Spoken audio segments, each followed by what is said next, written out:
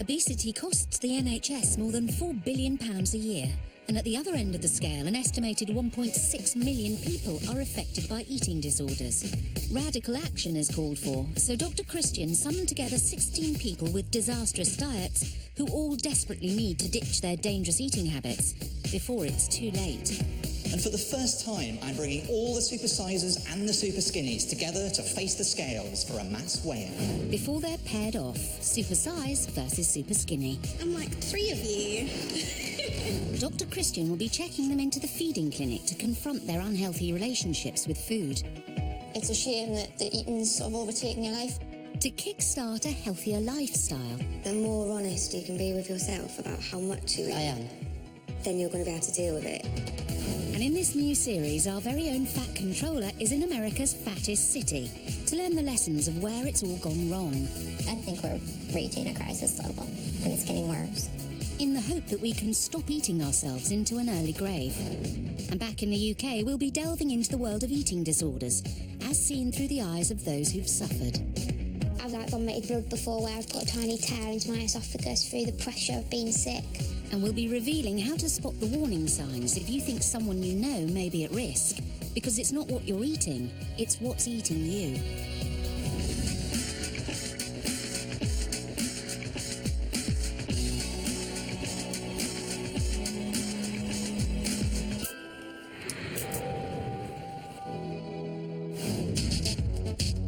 Over the past 30 years, obesity rates have trebled in the UK, with almost half of all men and a third of all women overweight. Dr. Christian's concerned, so to shock us into choosing a healthier future, he's come to America's fattest city, Evansville, where almost 40% of residents are clinically obese. Where the US leads, the UK soon follows. With a quarter of us already classified as obese, it's predicted that by 2050, we'll be spending an extra £7.7 billion on obesity-related healthcare alone. What's happening here in Evansville is a very real future for us in the UK. So far, Dr. Christian's witnessed the struggles that come with being grossly overweight. Do you think this is a losing battle? Sometimes it feels like a losing battle. And what happens when obesity becomes fatal. Oh my goodness me. This is our largest casket. It'll hold over 1,000 pounds. It looks like a hot tub. But stateside, it's not just the coffins that have supersized.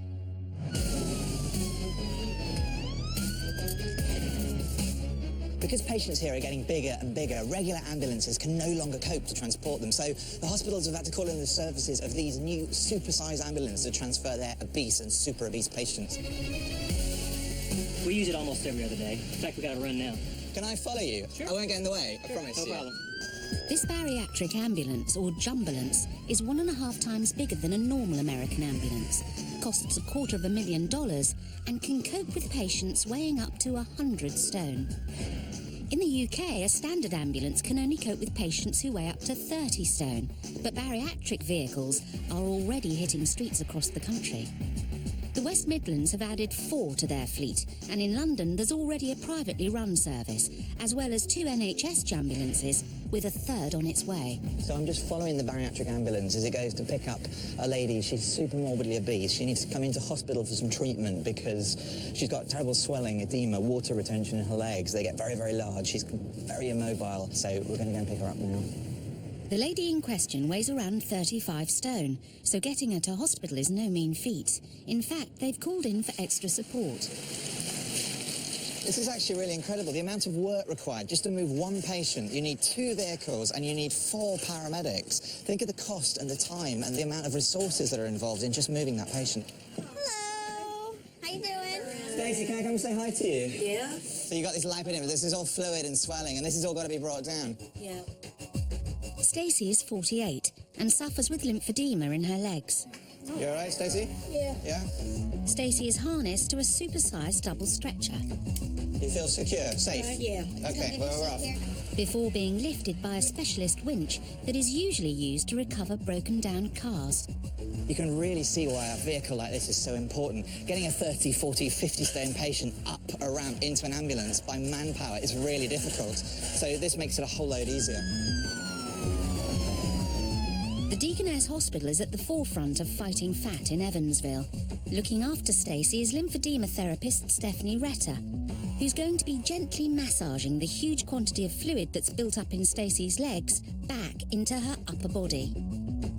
Did you ever imagine you'd need all of this? No. And how do you feel about that now?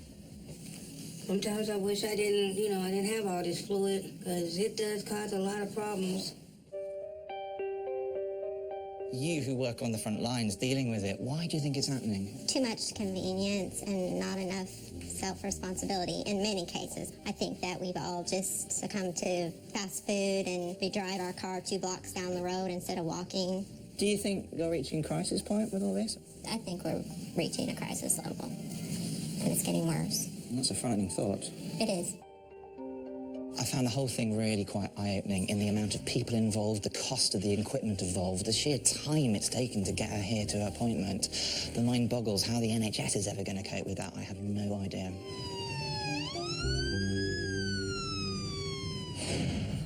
Back in the UK, in a bid to avoid what's happening in the States, Dr. Christian is tackling dietary crimes at both ends of the scale by gathering together our 16 Supersizers and Superskinnies. They're beginning their journey of confronting their own unhealthy eating with the shock of confronting their opposites. And Dr. Christian is sizing them up, ready for what comes next, a table for 2 at his feeding clinic. Hi guys, I want to pair you off with each other, and I've got very specific reasons for doing that, which will become clear. So, Rob, come forward. And I want to match you up with Hayley.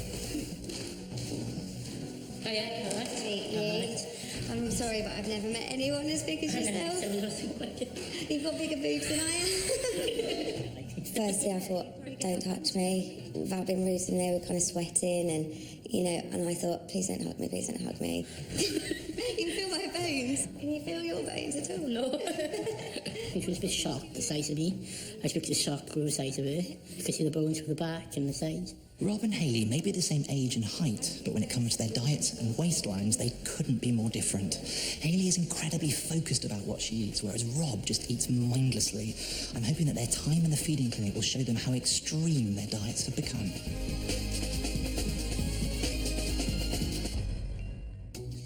"25-year-old youth worker Rob Gillett from Bridgend might only be a tiny 5'3" tall, but he's a colossal 35 stone 10. Single Rob gorges on more than 7,000 calories a day, which has left him with a gut-busting waistline measuring 78 inches. But mostly sweet stuff like sweets, chocolate, biscuits, cakes. I don't mind a pie once in a while. Not pie. The movie I don't like when I see, but when I come down to eat the food, I just want to eat it.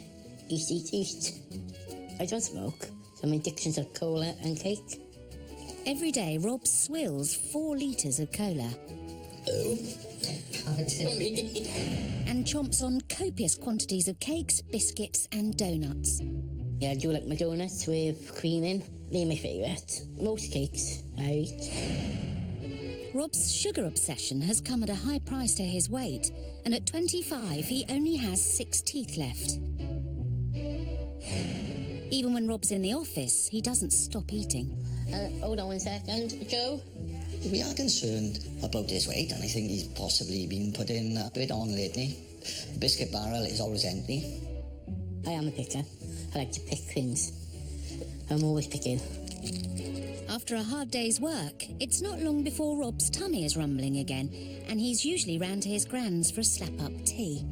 I like my nan's bolognese. I like any food. I think that's the problem. I know I do spoil him, but all my kids, if they come here, if you want it, you have it. You know? I do think my nan feeds me more than she should, but that's a granny thing, looking after your grandchildren. Nice, isn't it? At the age of 25, Rob has never had a girlfriend.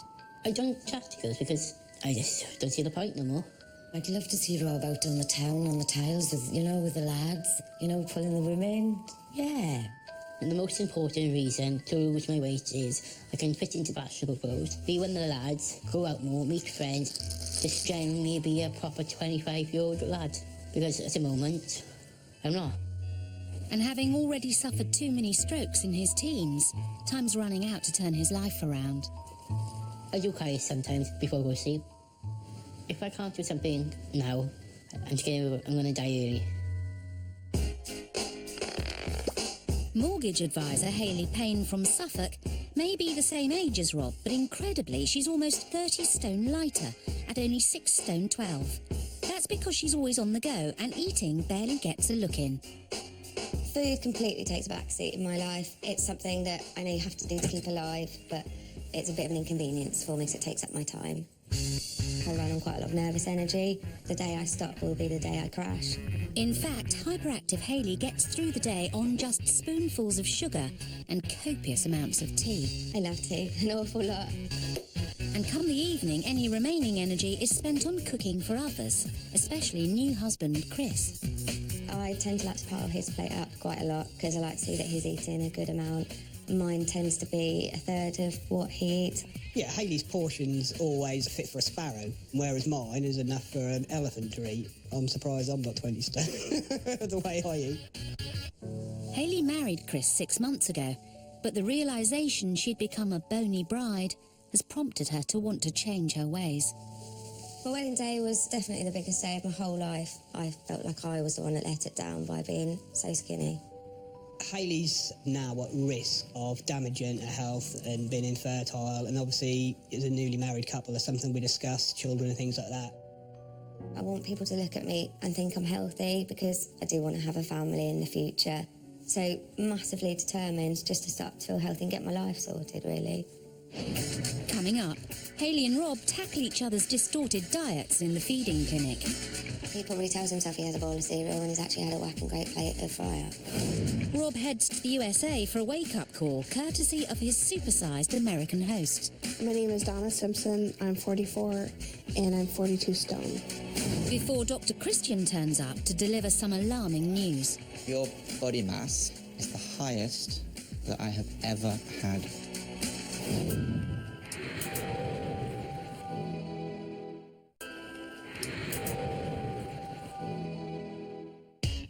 Supersize Rob at nearly 36 stone is about to swap diets with super skinny 6 stone 12 Hayley. But before they do, Dr. Christian is sending Rob to the USA for a startling glimpse into his possible future. After a grueling 9-hour flight, Rob has arrived in Akron, Ohio, to meet his supersized American host. Here we are. Hi, I'm Donna. I'm Rob. Hey, good to meet you. Come on in. Okay, thank you. A lifetime of comfort eating has left 42 stone mother of 2 Donna Simpson with serious health problems. I have type 2 diabetes. I have sleep apnea. I stop breathing, and it's just impossible to sleep. Donna's agreed to share her story with Rob, and like him, she's battled with her weight from a young age. Yeah, I've kind of been fat since I was 5. 5? Yeah, 5. I just started gaining weight all of a sudden. But see, when I was younger, my mother, over here in the States, we had called the Depression. She had like no food, and there was like 7 kids. So she was like, when I get married and I have kids, I am stacking the refrigerator and we're gonna have food and they can eat as much as they want. Yeah. Well, she did that, and we did. So I was a real fat kid, got made fun of in school. Do you overeat a lot? Yeah, sweet stuff. When did you start overeating? You know, just when I'm bored, I think, in the house. What Rob doesn't know is that Dr. Christian is about to make a surprise visit to make sure his wake-up call really hits home. Rob is swapping with Donna. Both of them have really bad mobility issues and health problems because of their weight. So I'm hoping that they're going to have got on and that Donna is really teaching Rob a lesson or two. Well, she's beginning by taking Rob for his first taste of supersized American portions at her favourite restaurant. Amazingly, even Rob, who can consume 7,000 calories a day at home, is struggling to clear his massive plate. To be honest, I was shocked how much she ate. Like, I had 1 starter, she had 2 or maybe 3. I'm really finding it overwhelming.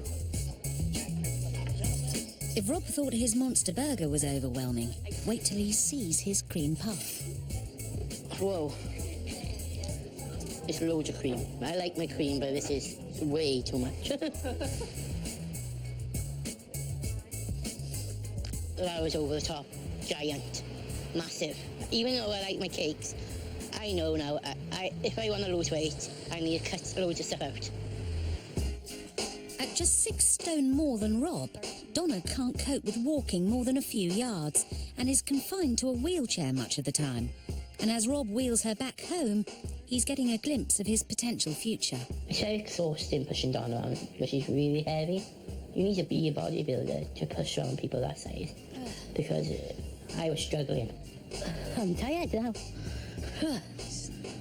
Need a break? Rob and Donna eventually make it back to the house, and it's not long before Dr. Christian's at the door. Yeah, I get Phil. Okay, sorry. Surprise. Oh, hello. Rob, Hiya. how are you? Okay. Can I come in? Yeah. I thought I'd pay you a little visit, Oh. just to keep things on your toes, you know? Yeah. Hello, good to meet you. Nice to meet you, I'm Christian. I thought I'd just surprise this one. How's it been going, Rob? Overwhelming. Overwhelming? Everything's so big. You mean Food-wise. people or? People as well. Yeah. It's just eye-opener. And first up, Dr. Christian wants to see for himself that eye-opening diet of Donna's that Rob's been experiencing. Oh, look at those. So chocolate is your weakness, isn't it? Yeah, that would be mine right there. Weakness. Are you tempted? I am, but I'm not going to do it. You're not going to? So you've already started your healthy living? Well, it seems that Rob's revelation is well underway. How do you feel about your weight now? You've been here for a little bit and you met Donna. What are your thoughts? Well, I really need to lose weight. Why? If I get any more, I'd be like Donna. I can't be relying on people pushing me around in a wheelchair. Do you think that might happen? Yeah, it's quite to make me upset actually seeing it. But Dr. Christian has another surprise in store. He's calculated that Rob's body mass index is an astounding 86, more than treble the healthy upper limit of 25. You're a little bit in denial about your weight. Yeah. Your body mass is the highest that I have ever had. Really? Yeah, really. It's really important, Rob, that you know these things. I think you've lived a lot of your life in a bit of denial about the weight. Would you agree? Yeah. Yeah? And you have to stop that now. Yeah. Isn't it? If you really mean what you say, it's time you face up to these horrible truths. Yeah? And it's not too late.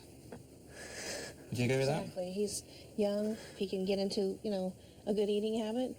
Like, listen to me, 500 pounds. And No, but what you're saying is correct. Really, I think he's a strong young man, and he can do it. Dr. Christian is leaving Rob with some serious food for thought. And it's time for Rob to bid farewell to Donna. All right, well, we've had a good time. Yeah. And you know what? I wish you well on your journey. Thank you very much. And I know you'll do good. Yeah. You'll do good. Thank you. It's been nice meeting you. Yes. Take it easy. I know. Bye now. Be well.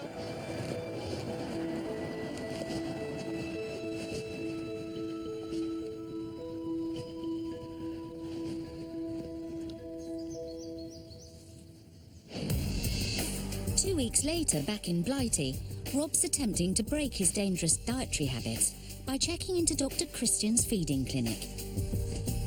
And joining him with her altogether different approach to food will be Superskinny Hayley, whose unwillingness to eat is endangering her future. 6 stone 12 Hayley and 35 stone 10 Rob will spend the next 2 days swapping their extreme eating habits as a kickstart to a healthier life. But first, Dr. Christian wants to delve a little deeper into their respective calorie crises. Hayley's surviving on less than 850 calories a day, but is happy to feed everyone but herself, especially new husband Chris. Why do you feel the need to sort of look after Chris and feed Chris and make sure he's healthy and not do the same for you? I think if people see him being healthy, kind of be proud of the fact that I'm creating that nice family life, ready for children, that kind of thing. My advice would be to absolutely enjoy that praise and carry on doing what you're doing, but just include yourself in with it. Because at the moment you're standing on the outside looking in at your happy family that you've built. Yeah. But you're part of it. You want to join them. Yeah, of course I do. Why do you think you don't deserve it? Of course you do. What does your partner say about all this? He loves the fact that I look after him, obviously, but he doesn't like the fact that I've gotten to this kind of state. He always says he loves me, whatever, but he wants me to be healthy as well. Yeah, exactly. He does. Whilst Hayley needs to start being more selfish about feeding herself, cola and cake-loving Rob, who's putting away a shocking 7,000 calories a day, needs to take control for different reasons. You're a very young chap, but you've already had medical problems, haven't you? Yeah. You've had these mini-strokes, so-called. Tell me what happened with those. Like on my left side went numb twice. I mean, what we'd call them medically is things called transient ischemic attacks, TIAs, which are like a temporary little bit of blockage to the blood supply to the brain that then clears itself. So you get the temporary effects of a reduced blood supply, which is funny feelings and paralysis and tingling on one side and loss of movement, but then it comes back again. But it is a bit of a sort of warning bell. What I've noticed in talking to you is you're an extremely nice chap. Extremely nice to the point of almost being a bit too nice. Is that true? Yeah, that's true. Yeah. And that's a lovely quality to have, but it's not going to do you any favours. Okay. And when it comes to your diet and your health, this now needs to be your priority. Yeah. And if it means being a little bit selfish and saying no to people and saying, actually, I don't want you feeding me that stuff, I don't want you bringing me this food, you know, you're going to have to put your foot down and do that. But do you think you've got the gumption in you to do that? Yeah. If required? Well, it will be required, I think, yeah. Well, Rob's resolve is about to be put to the test. It's time for Supersize and Superskinny to swap diets, in the hope that seeing someone else tackle their impossible portions will kickstart them into a healthier way of eating. First up for breakfast skipping Hayley, it's one of Rob's gargantuan fry-ups, whilst Rob is having to contend with 2 cups of tea, which for Hayley would be the first of an incredible 12 mugs of tea a day. The portions here are huge. Even if I was having this for an evening meal, there is no way on this earth I'd have this much food. This is rank. Do you not worry about it in the future, though, if you keep eating like this? Oh, yeah. Like, you're the same age as me, aren't you? Yes, yeah, so... I have to be honest, you do look a lot older. Thanks. I can't believe you don't have anything for breakfast, or something till this afternoon. I can't believe how you haven't got no energy. How you got energy? Well, Rob's giving as good as he gets, but he's soon on the back foot when it comes to defending those portion sizes. You know, you say you don't normally have a portion size this big, or you wouldn't normally eat this. If I'm honest with you, I don't believe it. I don't at all. You must eat portions like this to get the size that you are. The more honest you can be with yourself about how much you eat, then you're going to be able to deal with it. I think he's massively in denial. He probably tells himself he had a bowl of cereal when he's actually had a whacking great plate of fry-up.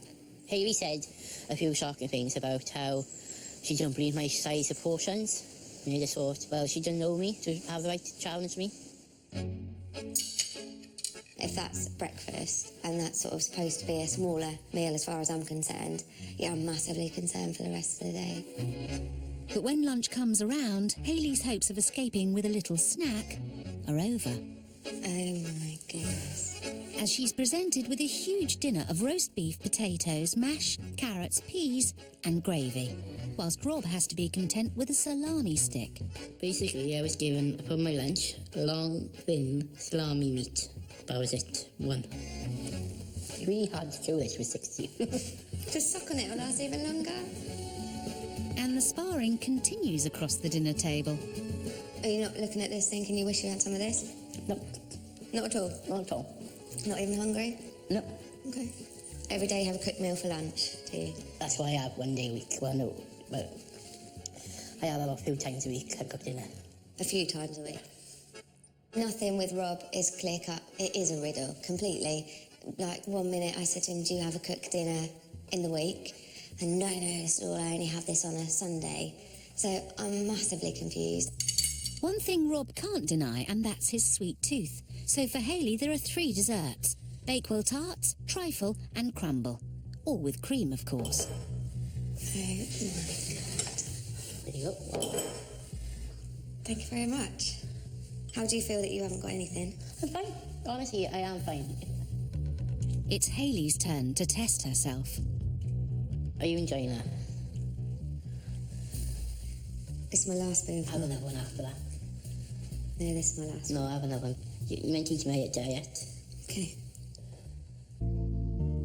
This triple helping of treats isn't such a chore for Sweet Tooth Rob.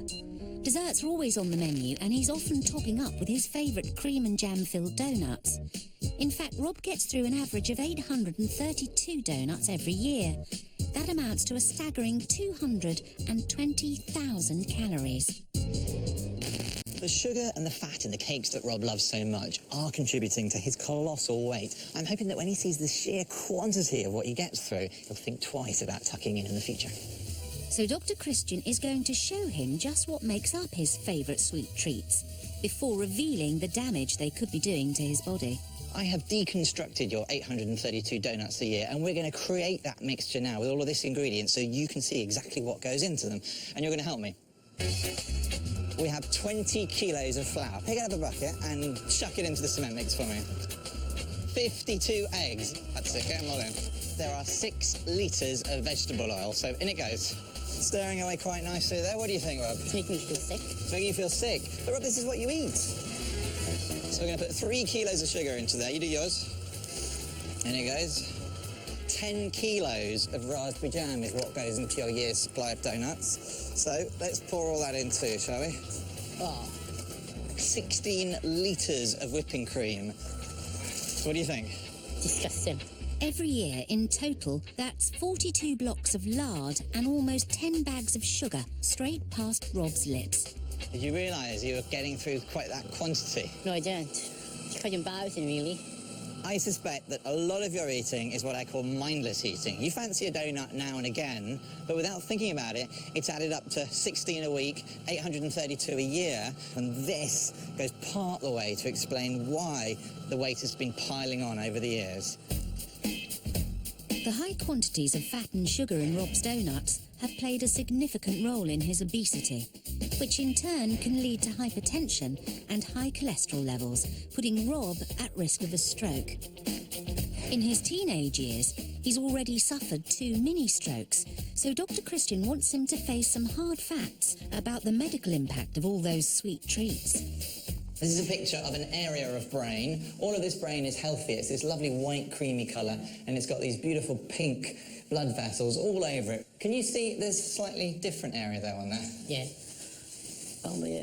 Yeah, and what's the difference about this area? It's all yellowy and gooey. Well, there's none of the pink vessels going into it at all, and that's because the main branch that would supply all this area has been blocked somewhere. For some people who have a clot blocking a blood vessel supplying an important part of the brain, that clot may never clear, and that part of the brain dies through lack of blood supply. If that part of the brain is on the outer cortexes here, then it's going to affect some sort of movement, and the most common thing you see is a paralysis, a droop of one side of the facial muscles, a paralysis of one side of the body, the arm, the leg. It can be extremely debilitating. You can end up being in a wheelchair and entirely dependent on other people to look after you. So it is really important that you change, Rob, because this could be a possible future for you if you don't. When I saw the section of the brain that had a show, it quite upset me. That could happen to me anytime. Cake-loving Rob and food-averse Hayley are coming to the end of their first day of swapping diets to shock them into realising how unhealthy their portions really are. Hayley's last meal of the day is a double helping of Thai green curry with rice and cola, while Rob's meal is slightly less substantial, a slice of goat's cheese and a sour sweet. I can't believe how small you eat this. I was clearly just busy. Busy? Mm-hmm. Hayley got me basically an empty plate with a slab of goat's cheese of that size and a sweet of that size.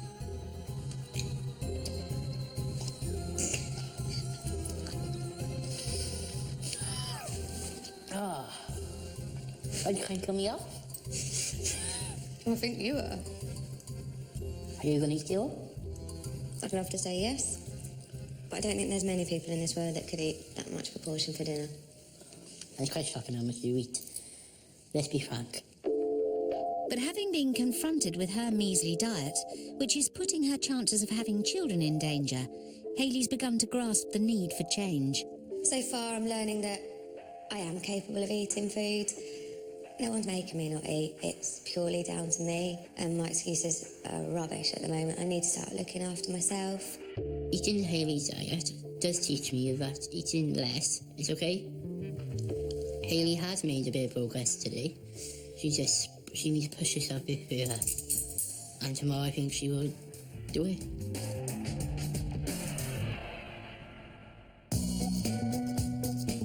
Morning. All right. Fancy some toast? It's day 2 in the feeding clinic, and while Rob sits down to a solitary cup of tea, Hayley attempts a sugar-loaded blend of toast with jam, 6 chocolate biscuits, orange juice and more cola. How are you enjoying your tea? How can you see this is energy to start today? I get that. It's rubbish. Yeah. I've always been taught breakfast is the most important meal, and you can't call it a breakfast. No. Hayley needs to eat more breakfast because basically when she drinks a cup of tea, no energy, no sugar, nothing in it. It's just pointless. After having my toast and stuff, I've started to perk up a little bit. So really strangely, in a completely backward way, it has shown me that breakfast does actually perk you up a little bit as well. My energy levels now have actually started to increase after breakfast, which is a really, really nice feeling. The penny seems to have finally dropped with Hayley that skipping breakfast every day is doing her more harm than good. But worried that Rob may still be in denial, Dr. Christians asked him to take a trip down memory lane to help understand the root of his unhealthy habits. I say the cakes come in around about year. How was school then? Were you bullied at all because of, your weight here? Not bullied, but I was always part like the in-crowd anyway. I was just like the joke. Okay. Play the joke on. Did you ever feel like the children were particularly playing the jokes on just you all the time? Yeah, I think so, yeah. Did that ever upset you? Yeah, it did actually, yeah. So people have upset you quite a lot, and you've obviously never faced it, really, have you? You've instead just eaten cakes and things. Looking at the photos have been really helpful, and I unlocked something. I realised that people were treating me like the class clown. Dr. Christian pointed out yesterday that I was Mr. Nice all the time. I need to start being more assertive. That'll mean cutting out the comfort-eating cakes and saying no to the huge portions. Speaking of which... Oh, my goodness. That's your lunch. And more cola as well, I see. Nice. Another salami stick isn't providing much consolation for Rob. His earlier reflections are still playing on his mind. You just don't seem as happy as you did earlier. I'm a bit worried about you, really. Some of it to do it, yeah, to be honest. What parts of it? Like the stuff I remembered from looking at one photo. Mm-hmm. How did you feel when that sort of dawned on you? More upset than anything inside. Yeah, but you didn't want to go for a cake? No. See, that's quite a breakthrough in itself, surely. Yeah, it was a bit of a breakthrough, yeah. Rob is beginning to deal with the emotional triggers behind his eating habits. But sometimes problems with food can indicate a more complex mental disorder. Last year, we put 3 women with eating disorders on a course designed to snap them out of their dangerous eating habits. The course was created and supervised by some of Britain's leading eating disorder specialists. On the course was Emma Paul, whose anorexia seemed deeply entrenched. I'm constantly thinking about food all day, every day, constantly in fear of it. Emma's weight had plummeted to as low as 5 stone, and she'd been hospitalised for 4 months before she took part in the course, led by dietitian Ursula Philpott. She was so malnourished, so depressed, so withdrawn. The eating disorder affects everything. It scares me to think how many years I've lost already. I want a life. 16 months on, and Emma's unrecognisable. People's reaction to me has changed. The amount of times I've bumped into people and sort of said hello and chatting away, and then they've realised a few minutes later who I actually am, and they've all said, they didn't recognise me. I'm just so pleased to have the old Emma back. It's a new me. During the 8-week programme, Emma had a plaster cast taken of her body, which made her realise just how bad her anorexia had become. At the moment, I can't imagine myself bringing myself to look at it. I know I look bad. Just have a look. Just open your eyes and have a look. You don't want to look? Because it is just so skeletal. And for Emma, shopping for clothes was a nightmare. I find it very difficult to find clothes that fit. Most of the time I have to go into kids' sections and just feel I'm not worthy of nice clothes. But now things couldn't be more different. I've got 2 things I'm pleased about being able to wear again. One of them is being able to get my jeans out again and actually to think I've got a backside. So it's like flat, and also totally embarrassing, but it's nice to be able to go out and get some nice bras now because I've got a chest again. Doing the programme helped me a lot, far more than I was expecting. I just desperately wanted my life back again. It's been over a year since Emma met up with dietitian Ursula, and today they're meeting for lunch. Wow! What a difference! My goodness! Wow! Yeah! That's amazing! That's absolutely amazing! I'm going to go for the risotto, which was the special. I had the char grilled squid, please. Thank you. Thank you.